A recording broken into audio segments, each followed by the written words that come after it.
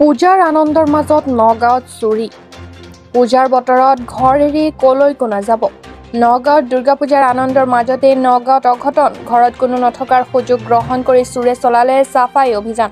এইবাৰ নগাঁৱৰ বৰভেটি গৰীয়া গাঁৱৰ সীমা বেগম নামৰ মহিলাগৰাকীৰ ঘৰত চুৰে চলাই চাফাই অভিযান। ঘৰৰ গ্ৰিল ভাঙি ভিতৰত প্ৰৱেশ কৰি বিভিন্ন সামগ্ৰী লণ্ডভণ্ড কৰাৰ লগতে ৫ লাখ টকা মূল্যৰ সোণৰ অলংকাৰ আৰু ১০,০০০ নগদ ধন লৈ উধাও হয় চোৰৰ দল।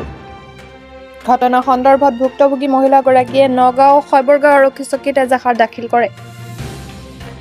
ৰাতি আমিতো ঘৰত নাছিলো বাৰু, আমি হস্পিটেলত আছিলো। গুৱাহাটীত 4 দিন হ'ল। তাৰপাছত ঘৰত লাইটো দিয়া আছিলে।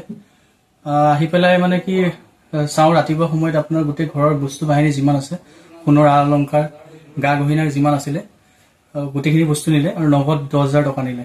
কোন ঠাইত হৈছিলে ঘটনাটো? বৰভেটি, আমাৰ গৰীয়া গাঁও, মছজিদৰ কাষৰ দি সোমাই আহিব লাগে অকণমান, আমাৰ ইয়াতে হৈছিলে ঘটনাটো। হয়, কি নাম আছিলে আপোনাৰ বাইদেউৰ? ঘৰটো আপোনাৰ সীমা বেগম, নেহা বেগম, তেওঁলোক দুজনী থাকে, বাই ভনী। আপোনালোকৰ কিবা সন্দেহ হয় নেকি?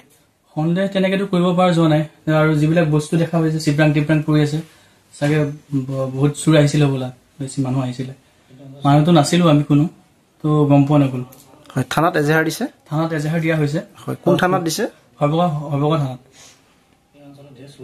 ঘটনাটো যিহেতু মোৰে ঘৰ, এইটো বা থাকে ইয়াত, তাই ইয়াতে চাকৰি কৰি আছিল অফিচত। আমি ইয়াত মোৰ তাতে চাবি আছিলে, আপ ডাউন কৰি আছিলো। তাৰপিছত মোৰ শাহুমাৰ হাৰ্টৰ অপাৰেশ্যনৰ কাৰণে ঘপককে এটেক আহিলে। এটেক অহাৰ বাবে আমি গুৱাহাটীত যাবলগীয়া হ'ল। সেইকেইদিন আমি ইয়াত আহিব পৰা নাই। তলামাৰা আছিলে, বা আছিলে চতিয়াত, তেওঁ ছুটি লৈছিলে। চতিয়াত যাবলগীয়া হোৱাৰ বাবে মই অহা যোৱা কৰিছিলো। কিন্তু যেতিয়া মোৰ শাহুমাৰ এনেকুৱা হ'ল, মই গুৱাহাটীত থাকিবলগীয়া হ'ল, তাতে হস্পিটেলত আছিলো। তাৰপিছত কালি অহা হোৱা নাই, কালি আমাৰ মানুহ ঢুকাইছিলে, তাত গলো।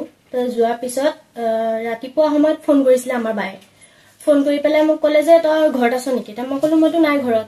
তাৰপিছত আহিলো, আহি পেলাই দেখিছো গোটেই দৰ্জা খুলিছো, খোলা পেলাই দৰ্জা ইফালে খোলা আছিলে, পিছ চাইডে খোলা আছে। আহি পেলাই দেখিছো গোটেই গডৰেজ চডৰেজ ভাঙি থৈছে। ভাঙি পেলাই গোটেই সোণৰ যিখিনি বস্তু আছিলে, গোটেই ঘৰৰ মাৰ আছিলে, গোটেই সোণৰ বস্তু নাই, ৰূপৰ বস্তু আছিলে নাই, একোৱেই নাই, চব ভাঙি পেলাই থৈছে। পেলাই চিপৰাং আছে, দা দি পেলাই হেৰি কৰিছে। আৰু ইয়াত আমাৰ বৰভেটি গাঁৱত আজি এতিয়া বুলি নহয়, আমাৰ ইয়াত হৈয়ে থাকে চুৰ, বহুত চুৰ হৈছে।